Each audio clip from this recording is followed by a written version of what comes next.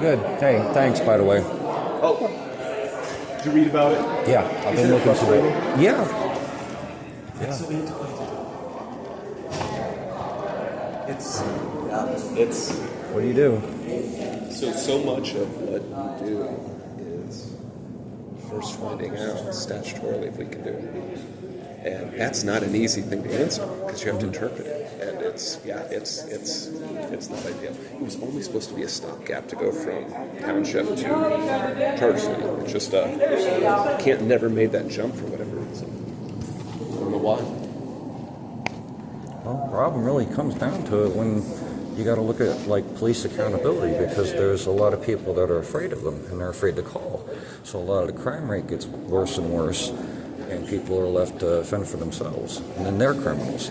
But then there's repeat offender police, and some of these police officers themselves are criminals. Just because you have a badge doesn't give you the right to murder somebody. And then, you got to figure they need some kind of more training than just like, de-escalation or psychology. There ought to be some sense of like law training, you know what I mean? A few months. So, like civil rights type stuff. They ought to know that stuff, but not a lot of them do. Have you ever read about Cahoots? Cahoots. So it's a program in Eugene, Oregon. So Eugene, Oregon is like the national leader. Thank you. Have a good night, Martin. You too. They're the national leader in this. They have a nonprofit that works with their dispatch and with police, and they do mental health crisis intervention. They've done this for a long time, and they've gotten to the point to where when it started, dispatch you'd get a call for service. Have a good night, guys.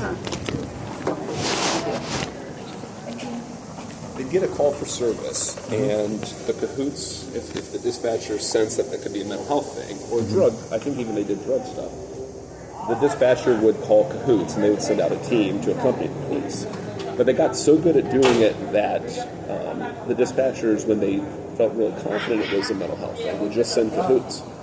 And they routed, one year, maybe 10 or 15% of all police calls for service to the Cahoots. And the stats are unbelievable. The incidences of like, a confrontation, a physical confrontation dropped, arrests dropped. It's an amazing program. And under the Biden administration, they set aside money to carry it out. It's tricky because you need the wraparound services and you need the mental health interventionist workers. Yeah, and it seems like a lot of that's failing around here too, but that's a whole separate thing I'm not going to even deal with. It's tough. No, we do have a mental health crisis interventionist in the police department, but you need more of them. And the police are asked to be police, but a lot of times they're asked to be mental health interventionists, or they're almost a social worker in some cases. That's not really their job. Exactly, but you need special police officers appointed for that, and you need more than just one because he's not available 24/7. Yeah. Did you hear about what happened with Josh Brown? Just from social media, and then what Justin Nicey was saying. I don't know much about it. It was my group online that they got his comment from, which he didn't threaten them, and I still have access to that and everything, and everything's fine, but a lot of things were going on that didn't seem right with his son, and he went and handed around a bunch of flyers about that, and they seemed to be retaliating against him. They're just kind of, the police department and the child services combined both. Yeah. Seems like there's some serious corruption going on here that needs addressed. I don't know much about that other than just what has been posted online. Yeah. But from what I've seen, I've witnessed this whole thing. I've seen all the calls, all the videos, everything. You don't seem like he had any intent to actually do anything wrong. But that's just one witness for you. Well, check it. It sounds like you're very interested in this. So read about Cahoots. I think something has to be done. Canton's on the map because of police being criminals, pretty much. I mean, there's no other way to say it. I mean, it's not all of them. My great-grandfather was a police officer, so don't get me wrong. Well, the frustrating thing is when the administration takes the action of firing officers, and then you have an arbitrator. Yeah. And I'm pretty sure they got some lawsuits coming here pretty soon. I'm starting to notice some things brew. yeah, I would imagine. But That qualified immunity thing, I'm even working against that right now. are they going to do a ballot initiative on it? We're working on it. That's Okay. another part of the groups that I've been helping out with a lot of stuff is that one that ends qualified immunity. They're going around petitioning and doing stuff. I've been helping organize and get them going here in Canton Yeah. best I can. I mean, I've never really done a petition before, so I'm still Oh, learning. it's tough. But we did, so when we did charter, when we tried to do charter the last time, it didn't get through council, so we did a ballot initiative where we got petitions signed. I think we had to get like 1,000 signatures. And it's hard because Only 1,000? it was something like, it might have been more. It was something like that. Now, it was only in the city. Oh, So okay. it's a percent of the electorate from a previous election. But when you need 1,000 signatures, you got to rely on other people to do it, and then you got to rely that they're doing it properly. And it's so hard to check it. So there was challenges. And There's a paper that goes with that you got to sign that identifies the person doing the petitions and stuff. And it just recently, I just figured it out. So yeah, I didn't, like I said, ever do that before. So I actually come here from Pennsylvania hoping for a new life, and this is what I get. where in Pennsylvania were you from? Meadville. I was born and raised in Proctor and got like one red light. So Yeah. But I just got tired of it over there. Every time I come to Ohio, it seemed like it was like 15 years ago every time I crossed the line compared to where we're at over there, and everything got so screwed up, and inflation, and then the railroads are all gone. Not completely, but most of it. So then the businesses go, Yep. you know, and corporations start taking over the apartments, and everything just went to crap. That is, Here, I mean, every time I hear a train going through, I'm just like, it's music to my ears. yeah. My family's from Fairmont, West Virginia, and they're all coal miners. And The original rednecks. yeah. It's sad because I'm a liberal Democrat, and I believe in climate change. But what my side of the aisle doesn't understand, I know it because they're my family members. They don't want to mine coal just because it's a job. It's in their blood. I mean, their granddad and their great grandfather and their father, and when those jobs leave, that's where you get high crime. That's where you get the drug addiction and the deaths of despair. Honestly, I don't feel safe downtown quite often. So you don't? No, honestly. I mean, I go out on my bike a lot, like you know. And, Yeah. I mean, I have a car. I just haven't been able to get it started the last 2 months, and I'm not even worried about it because I got nothing to do, really. But I go around, I see a lot of people that seem like they were on drugs or mental health issues. Mostly, you know where Save-A-Lot is, straight down there? Yes. From about that corner on is where the most dangerous is. So, yeah. And the dog park. Oh, I avoid those areas as much as I can. the Shore neighborhood. I live on Shore. Yeah. I saw your name, your address on the sign up. It has historically been a high crime area, but Canton for All People. They're You heard doing a a lot of gunshot that. last night, actually, out there. I just didn't Really? bother calling about it because I didn't figure it would matter. Never seems to. The We crime- have cameras, but they don't catch everything. Yeah. Now the crime in the area is dropping. Obviously, it never drops fast enough. Is what everybody wants. But what Can't For All People is doing in that area, I think, is really going to help. And one of the big things of all the developments that they're doing, they're very much geared towards people who might have lived in the neighborhood who are going to get pushed out. So they're not gentrifying it. It's higher quality, market rate housing with help for people to buy it. Lie-tech developments where it's subsidized and they're really nice apartments. And hopefully... Well, they're putting that one up awful fast, so I'm kind of skeptical that's going to be durable and good. Well, the one thing about Canton, our building department is strict to the point of being slow to almost stopping development. So they're, you can can rest assured they're inspecting it multiple times. They're very. I hope so. It's kind of, like I said, something goes up fast. It Yeah. usually, my dad was an engineer draftsman, so I see that and I'm like, oh, this isn't going to last. They've planned it out really well, and they've done really, really good work. So the hope is that what they're investing in is going to make a difference in that neighborhood. Have you felt any? Can you feel any improvement in your neighborhood since you live kind of in that area? I mean, I know the Shorb gang's gone. They just started trying the last of them, but I mean, we still got people in that area that aren't so good, we'll just say. I mean, you see them all the time, and I just, have a hard time feeling safe even going outside. And I kind of made a freestanding divider wall in like the back corner area just to sit in safely, and quite often I'll sit out there armed just in case and on camera. Yeah. Because I feel like I have to. I don't feel like I have a choice. Yeah. And that's not good. That's Down here, mainly downtown, this isn't that bad. No. But when you go down towards McDonald's, it starts getting bad again in that area. So the Refuge of Hope is down there. Yeah, I could see why. Canton.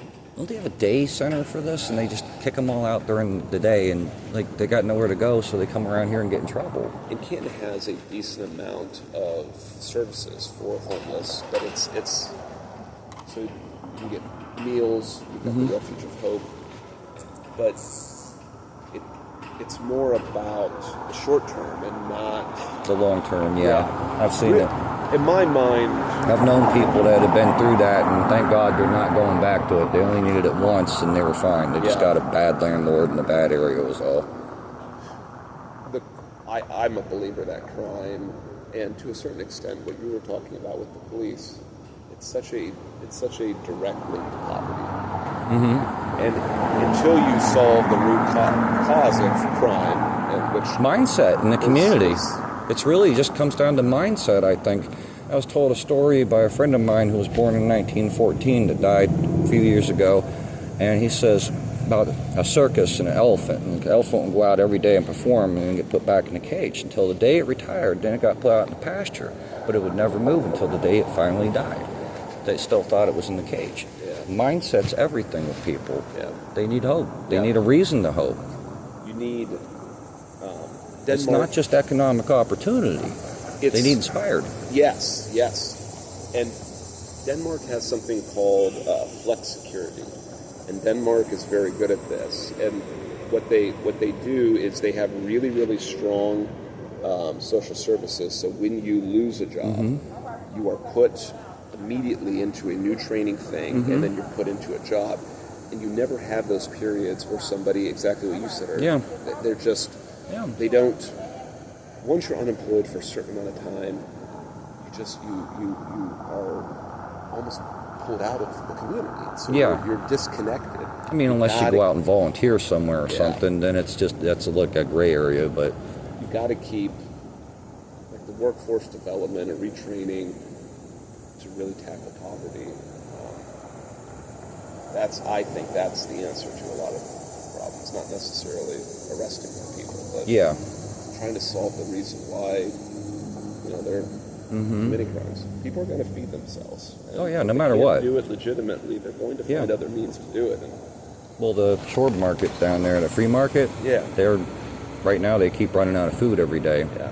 I go by there at least once, and they're open. Usually, I'll see it, and they'll have a sign on the door, "Out of food." Ever since these Trump policies came in, it's just making everything worse. Why aren't cities suing this administration more? For just stuff like that. Congress passes it. So who takes the ball then when it's just out in the court, I guess?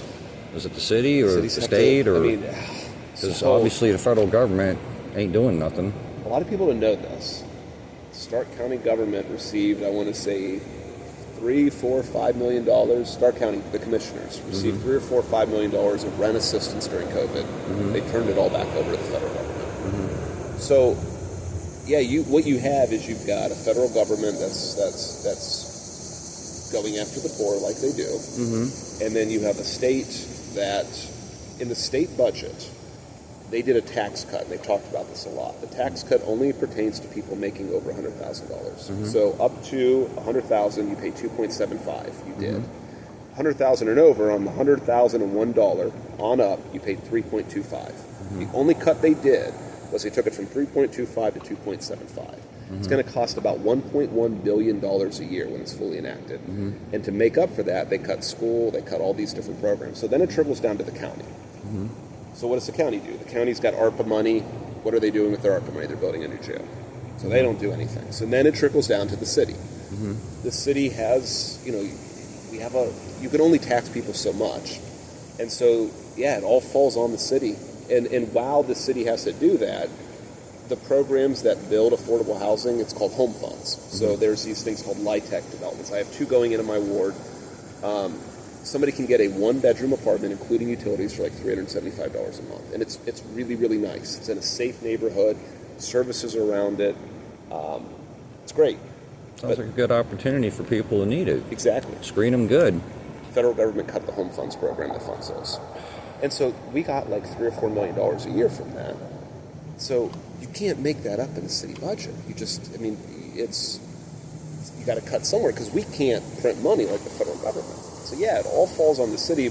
But what'll happen is the city will not be able to do those programs, but then we have to somehow figure out a way to solve the effects of that. Yeah. And it's a very, very frustrating thing.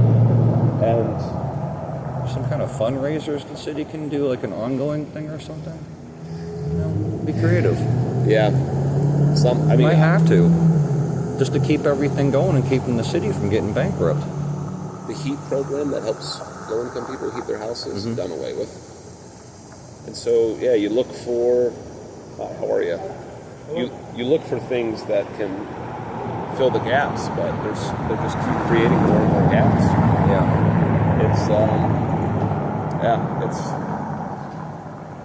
It's not getting easier. No. The public voted for this, though, so It must be in the water. That's what I keep saying. Yeah. Well, I'm happy you moved here from Pennsylvania, and I hope your feeling of the city changes. Well, I'd like to help however I can. Yeah. I'm not here to complain. I'm here to do what I can. What's with the YouTube channel for the city building? It's been derelict for like 3 years. You mean for council? Yeah. Yeah. So that was during COVID when we were all remote. Okay. But I've been talking with our IT department about. I think we should stream our council meetings. People who can't come down, or just people don't like to necessarily do it in person. They want to see it. Well, when I get back, I usually upload my videos straight to YouTube and Facebook and share it throughout different groups. Yeah. And people see it. Watch it. But I never see it on TV, and usually I go on the website and I look at the summary of the meeting. It doesn't really tell you everything, at least not in the detail people should know. So that's kind of why I do it. Yeah. If you ever want to get more detail, Civic Clerk. So Civic Clerk on our, you can see our meeting and everything that we vote on. You'll see all of the the legalese of it, but you'll see the communications that explain what it is, and that's really the important stuff. But I would really like to get them streamed again. Personally, I love Canton, but it's random things happen around here, and I just say be prepared for anything. Yeah.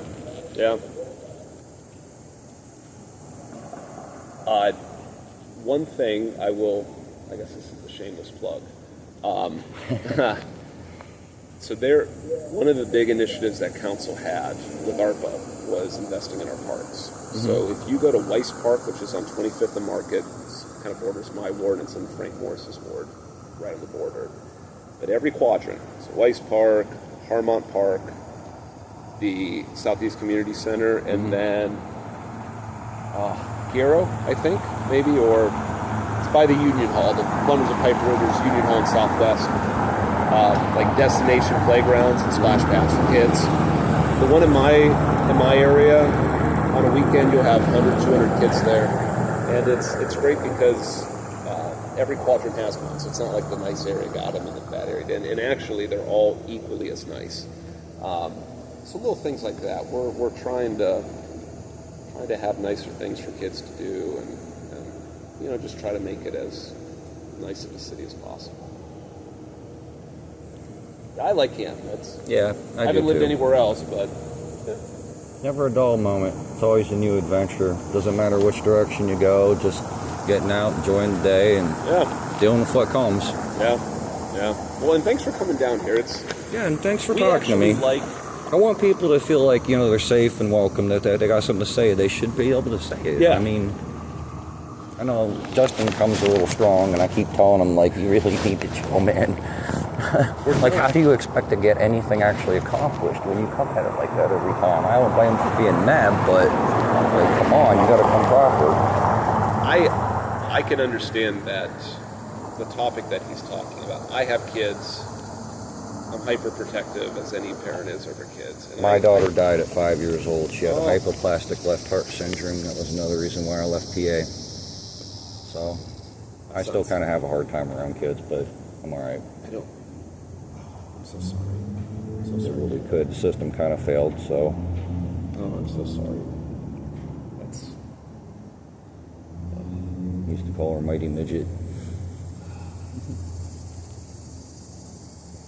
Everybody says it, but parents are supposed to, go first. I'm so sorry to hear that.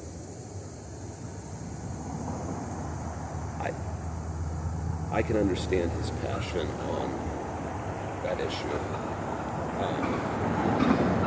If there's something that can be done to clarify, for example, you got people that are speaking that are obviously with some mental health issues. I could tell that. Then you got other people that are saying about subjects that you may or may not be able to address. Is there somewhere like on the website or something that tells exactly what the city council's capability, the rules, what they can do, any way to clarify that for people?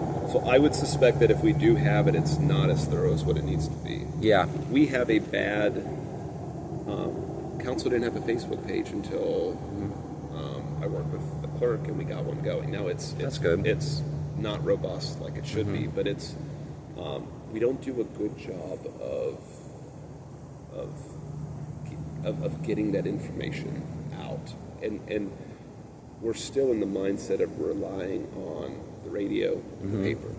People receive information in very different ways now. And we haven't adapted to that. Right.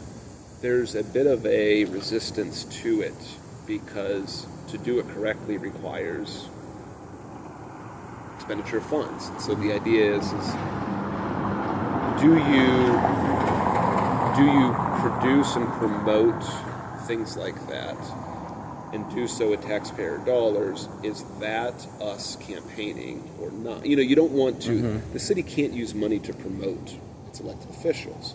However, the things that we do, the public needs to know. So it's this bad, it's hard to figure that out. Why don't you hire some volunteers? That is, so cities that do it well do exactly that. And that's what we need to do. And we do have a communications director that's doing better with creating new channels to get that information out. That's good. But we need to do a much better job of that. And I don't know if Justin will ever embrace the limitations or what, where we can go, but I do think that there are people who don't know and should know. And the charter thing is a good example.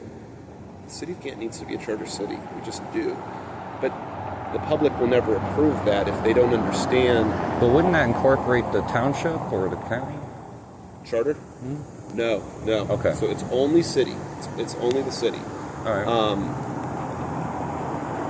Townships can incorporate and become cities. And then they're supposed to pretty quickly then pass a charter. So statutory law is a way that a township who becomes a city can operate until they can get their charter. So townships, their only involvement would be as if they want to incorporate and do a charter themselves. But a charter really is true home rule, to where the public, that's why Akron created that Citizens Advisory Board. And they did, and it's more robust than what ours is. It is most people do not know that the mayor of the city of Canton does not hire the police chief. And so when you... Shouldn't you be able to fire him, though? Well, under special circumstances, right? personally, I think that if the public believes that the mayor weird. is in charge of, law enforcement, Well, not all of them, just the chief. yeah, but I guess a direction. So he can, because he's over the water department. We have leaks. He can come up with new policies to address water. He can come up with new policies to address housing. But new policies to address the direction of which policing goes that's the chief. But So the who chief, handles that? Chief. So No, who handles the police chief and the police force? Just the state of Ohio, that's it? No, the chief. The chief. So he's not accountable to anybody right now? So under statutory law, the police chief can be fired by the safety director, who is appointed by the mayor. However, he has civil service protection, so he can appeal that firing to the Civil Service Board, similar to... You have to show good cause. Yeah, and then... And evidence. Yeah. It can't be... It wouldn't stand if it was a policy disagreement. Usually when I'm out here like this in public, my cameras are always rolling. I use my cell phone like a body camera. Yeah. So when somebody had attacked me here once before, a few blocks away, and I defended myself, and I called the police, and they seen the video, put them right in the street, the police car, and no problem. Yeah. They wanted the video, and I pulled up my email, attached it, said, here, send it to yourself, and they did. Yeah. Problem solved. Yeah. That's the only way about it. Yeah. Yeah. If you ever get a chance to talk to the police chief, Oh, I don't think you will. he is a very, very good man, and he Gabbard? Yeah, he wants. He wants to make the city safer, but also to make the relations between the community and the police department strong. And he's that's kind of the biggest thing of all that I want to see happen, because I mean, people can hold the police accountable themselves just by recording their misconduct on video and filing it with the DOJ. I help people do that all the time around here when it happens. So I've seen quite a bit already. But for the decent police that actually want to get involved in the situation, let's say Officer Lamar, I've even invited him to that conversation that I'm talking about, and he hasn't showed up yet. So we'll just have to see what happens. Give him a couple months maybe. They were really big in the We Believe in Canton, doing those kind of events. The minimum manning is a big... We got rid of minimum manning in the last police contract. And that's a really big thing because it allows the chief more flexibility with scheduling, and that opens up the door to being able to do more things like community policing, cops on bikes. Yeah, I figured that way, I opened the door for him to just do what he's already doing and help ease some concerns in, the online community around here in that group. Yeah. Which other groups, many of them are interconnected into this. Yeah. And I'm trying to congeal a spot for everybody in one spot so everybody can just sit there and argue. It doesn't seem like anybody, and these people that are making these groups, are respecting like the First Amendment rights. I say let them argue. As long as they're not doing anything illegal online, you'll have a lot of good come out of that. Yeah. As long as sometimes online arguments are not rooted in facts. That's the only thing. And so a fiction can then become, it can almost be received then as fact. Well, in this case, you have a way and a means and a place to prove it. Yes, but I guess the important thing is then the participation.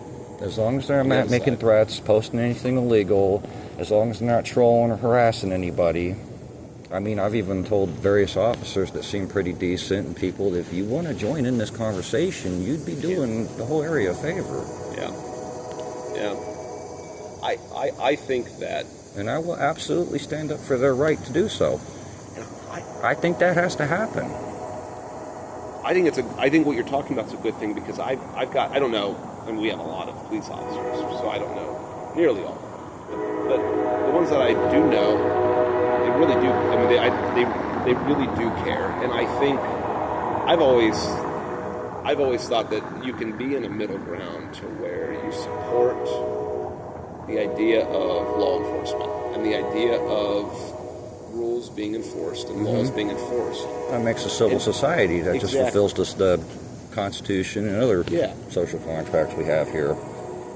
And part of that is you can also then, when somebody is a bad actor or breaks a rule, want them to be disciplined up into including firing, or if they break the law, charges pressed. And it seems like the discussion has become, you have to be fully in one camp or the other. Either there's a desire. I'm in the middle. Yeah, and that's I I'm feel 100% independent.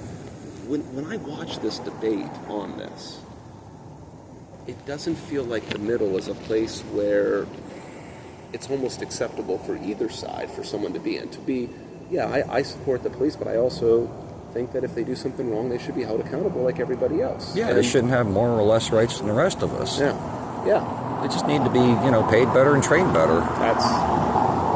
That's a start. But when you got like 2 police officers in the same cruiser going around and doing illegal things, which I have witnessed already once, and the one's obviously a decent cop, the other one ain't, and the other one ain't reporting that, but I got to turn the video in, and did it get handled? I don't know. Okay. I never usually hear back. I don't worry about it. It's put out there. It's there. Whatever. I believe that those kind of things are reported to when the investigation is completed to the Citizens Advisory Board. I send it to the DOJ. I don't even bother. Oh, okay, Canton. okay. The Citizens Advisory Board meets 4 times a year here? Why ain't they full time? Like that.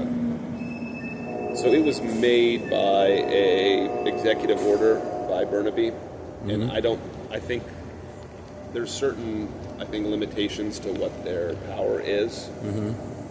But from what I've heard, sometimes they don't even have a quorum to have a meeting. Yeah, that's right there what I'm saying. It's kind of a waste of time to report any misconduct by police around here to anyone around here. You have the investigative department. By the police here? Yeah, I'm not going to help them protect their butt. That wouldn't be right. If you're skeptical of the internal investigation, then I can. I would almost have to be at that point. Yeah, I can't. Well, and I guess that's my hope is that of all the things that we deal in, I don't come from a background of law enforcement. Well, Canton's been put on the map for all the things in the news that the police have done here, and then it's no wonder you got J.D. Vance complaining about it. Of course, wasn't he from Ohio? What the heck? Yeah, I mean that's the thing is he was. It really a just senator. Depends on where you're at and when you're at it in Canton. That's what it comes down to. It's not perfect. No city is. No. But then you're not going to perfect it, but you can do a good job or not. Well, and then the question would be: is cutting Medicaid funding, does that make cities safer or less safe? My fiance's on dialysis. Yeah. So when you look at the statistics of this, what is somebody more likely? Is it more likely that somebody would die from a violent crime in a city, or die because they can't afford health care for, say, diabetes or dialysis, and then they die from a medical issue or from not getting care? I mean, people being hurt. You can't just only care about people hurting people. What about diseases hurting people? What about the West Nile outbreak? It's all along the highways I see on the map. Yeah. That was another thing. I survived that once years ago. You had it? Yeah, 107 fever. Wow. Doctor didn't know how I lived. Jeez. I'll be pissed if I get it around here, and you can't blame me for that. Well, it's funny that you bring that up. We do spraying, but there are really bat houses, for example. So bats eat tons of mosquitoes. Oh, yeah.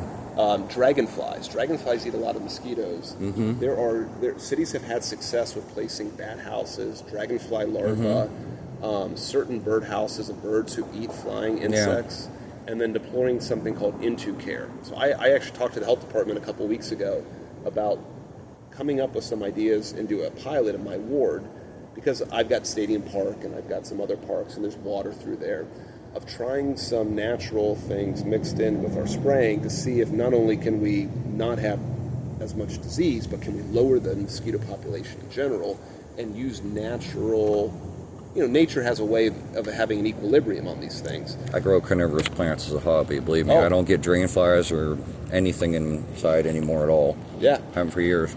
Yeah, nature is amazing at self-regulating that, and we really mess with it, and then we wonder why we have the problems that we have, and sometimes the answer is nature. Yeah. Look at the natural way to control those things. So health department's all on board of looking at some of these things, but I want to do some pilots in my ward, and if it works, we got to do something. I mean, the West Nile, it's a brutal thing to have. It's very deadly. And you've got more cases. And when you get sick with something like this, and you're down for the first 2-3 days, you barely can get up. Yeah. You're just sleeping most of the time. It's all you want to do or can do. And by the time you realize, oh, I need to get to the hospital, you've already like sweat out most of your body water and everything else. You're dehydrated, Yeah. you're delirious, you can't see, you can't hear. Yeah. You don't even know what you got. You just know you're messed up and you need help. Yeah. Yep. Yep. And it's best to not, get it in the first place then. Yeah. What Councilmember Rob Fish was talking about, that climate sustainability study, it's so important because if you believe that climate change is real, which I think the science is pretty clear on that,